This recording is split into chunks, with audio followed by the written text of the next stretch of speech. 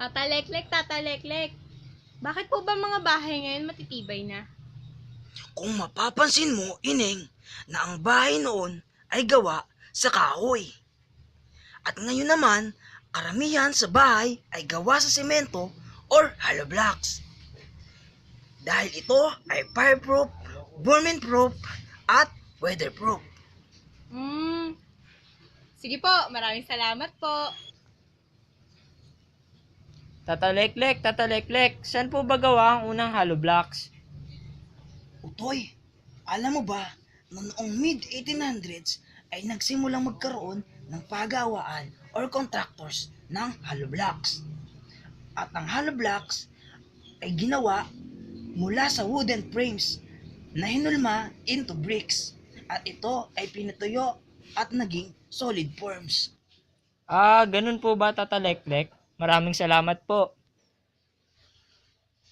Tata Leklek, saan po ba gawa ang hollow blocks? Alam mo, Ineng, na ang hollow blocks ay mula sa lime, volcanic sand, ash, small stones, at water. Doon lang po ba? Sige po, maraming salamat po. Tata Leklek, paano po nagsimula ang hollow blocks? Alam mo, Utoy, para sa kalaman ng lahat, ang hollow blocks ay nanggaling sa mga ancient Romans or Greeks noong 1st century BC. Doon po ba sila nagmula? Maraming salamat po. Tata Leklek, ano-ano po ang proseso sa paggawa ng hollow blocks? Alam nyo, mayroon tayong 4 step sa pagpoproseso ng hollow blocks. At ang first step ay mixing. Ang second step ay molding. Ang third step ay curing. At ang panghuli ay ang cubing. Teka nga lang. Ba't ba kayo tanong ng tanong, ha? Alam nyo, kung matalino kayo, hindi nyo maiisip yan. Hala't sumama na lang kayo sa kakilala ko para malaman nyo ang pagpoproseso ng hollow blocks. Sige po.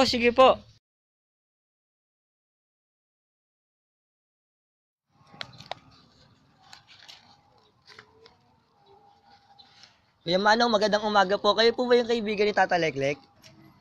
Yun, kinuwento nga sa akin ni Tata Leklek yung tungkol sa hollow block. So, tasamahan ko kayo. Papakita ko sa inyo kung paano magproseso ng hollow block. So, tara.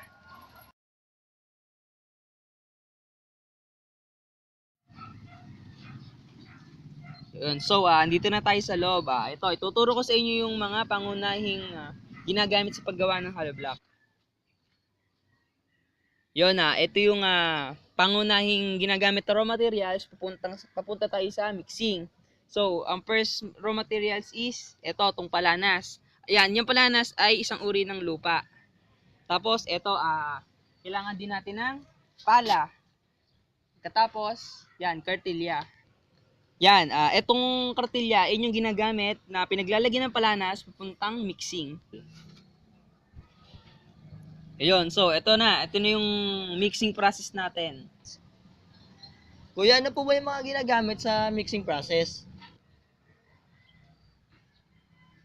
Yun, so ito, makikita natin yung mixer. Ito yung mixer, yung mixing machine na ginagamit natin paghahalo ng palanas.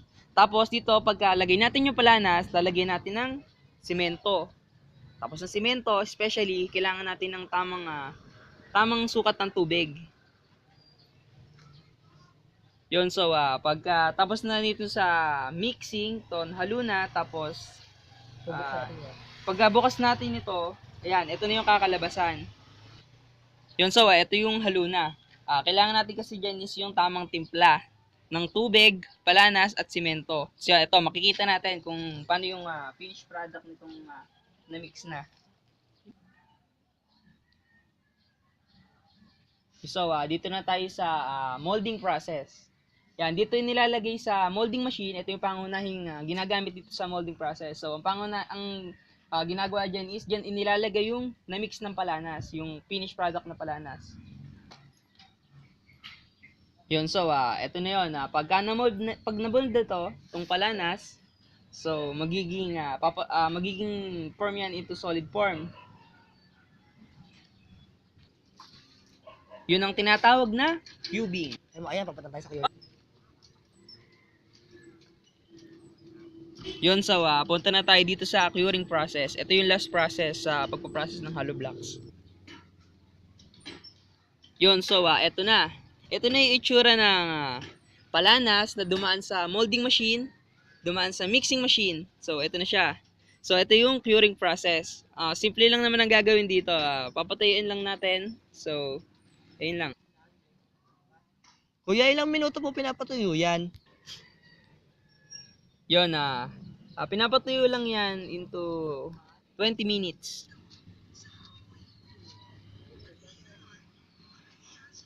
So, ayan na. Ito na. Ito na yung finished product na hollow blocks. Ito na yung ready to sell ng hollow block na pwede nating ibenta.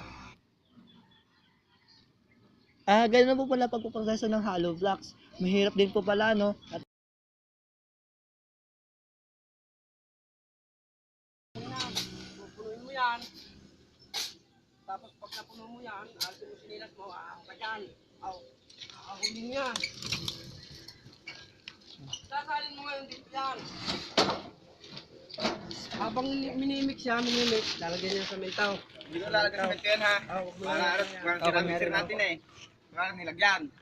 Tapos lalagyan ng tubig. Tapos, Lalagay. tubig. opo. Pagkalagay niyan, at tayong haluin yan. Pagkahalo niyan, saka ibababa. Ito na yan. Lalabasan. Ito na, lalabasan. Ano po dito? Kuya, ano pong tawag dyan? Halo na, halo na. Halo na. Halo na. Tapos, eto. Mix na yan, mix na. Halo block na yan. Gagawin na namin halo block yan. Ito naman ang paleta ang ginagamit.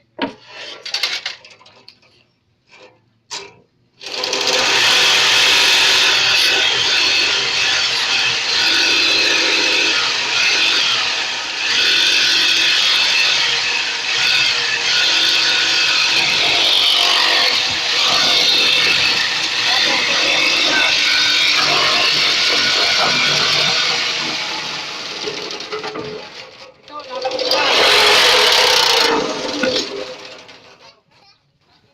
Lalagay ko nga dito yan. Kuna naman pabalik, kukuha ko ulit. Mabilis yun na eh. Mabilis yun. Ito na.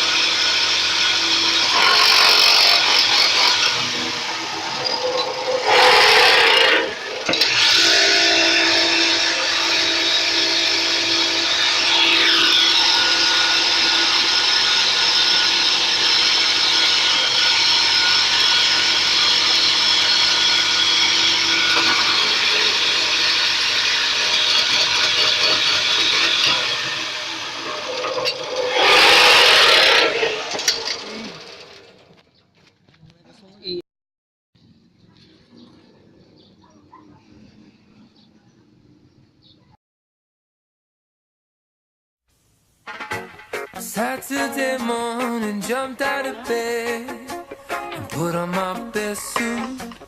Got in my car and raced like a jet all the way to you.